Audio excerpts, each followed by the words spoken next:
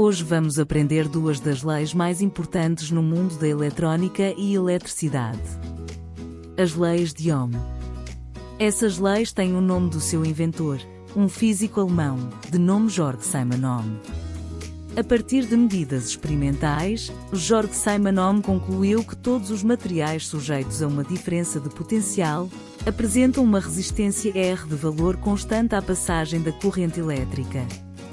O fluxo de cargas cresce proporcionalmente ao valor da tensão aplicada, obedecendo à equação que diz que a intensidade de corrente elétrica que atravessa certos condutores é diretamente proporcional à sua diferença de potencial e inversamente proporcional à sua resistência.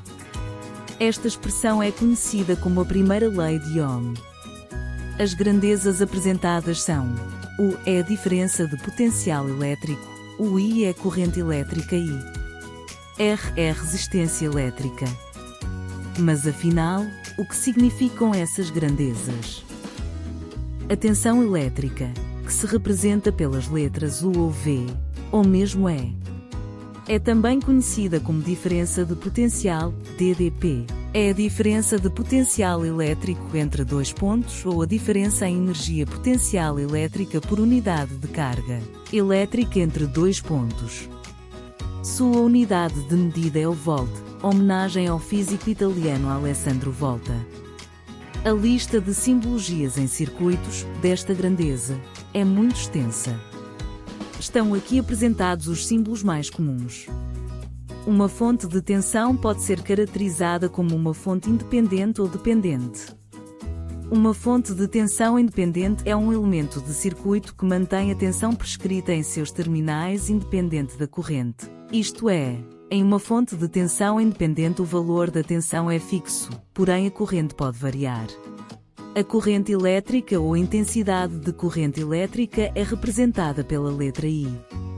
A corrente elétrica é o fluxo ordenado de partículas portadoras de carga elétrica, quando existe uma diferença de potencial elétrico entre as extremidades. A intensidade da corrente elétrica é definida como a razão entre o módulo da quantidade de carga que atravessa uma dada secção transversal do condutor em um intervalo de tempo t. A unidade padrão no sistema internacional é o ampere, representada pela letra A maiúscula, em homenagem a físico francês André-Marie Ampère. É comum a utilização de submúltiplos do ampere, como o miliampere e microampere. A resistência elétrica é a capacidade física de um qualquer corpo se opor à passagem de corrente elétrica, quando existe uma diferença de potencial aplicada. A unidade padrão no Sistema Internacional de Unidades é o ohms. Quando uma corrente elétrica é estabelecida em um condutor metálico, um número muito elevado de eletrões livres passa a se deslocar nesse condutor. Nesse movimento, os eletrões colidem entre si e também contra os átomos que constituem o metal.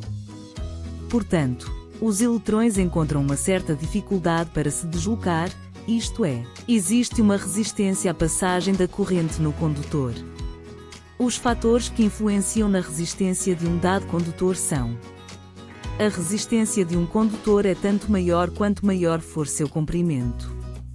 A resistência de um condutor é tanto maior quanto menor for a área de sua seção transversal, isto é, quanto mais fino for o condutor. A resistência de um condutor depende da resistividade do material de que ele é feito. A resistividade, por sua vez, depende da temperatura na qual o condutor se encontra. Esses fatores que influenciam a resistência de um condutor podem ser resumidos pela segunda lei de Ohm. Na expressão apresentada, ρ é a resistividade elétrica do condutor. R é a resistência elétrica do material. L é o comprimento do condutor. A é a área da seção do condutor. Essa relação vale apenas para materiais uniformes e isotrópicos, com seções transversais também uniformes. Portanto, a segunda lei de Ohm é dada pela expressão apresentada. Em súmula, a lei de Ohm resume-se a duas expressões. Enquanto a primeira lei de Ohm diz que a intensidade de corrente elétrica que atravessa certos condutores é diretamente proporcional à sua diferença de potencial e inversamente proporcional à sua resistência.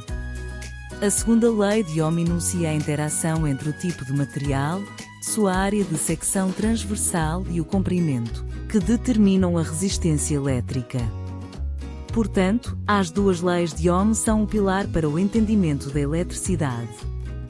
As expressões abordam a relação entre a diferença de potencial, a resistência de um material e a corrente elétrica que percorre um dado circuito. Termino deixando o conhecido triângulo da primeira lei de Ohm, que facilita o uso da fórmula. Consiste em tapar a variável que se pretende descobrir no triângulo, revelando a fórmula a ser usada. Confira.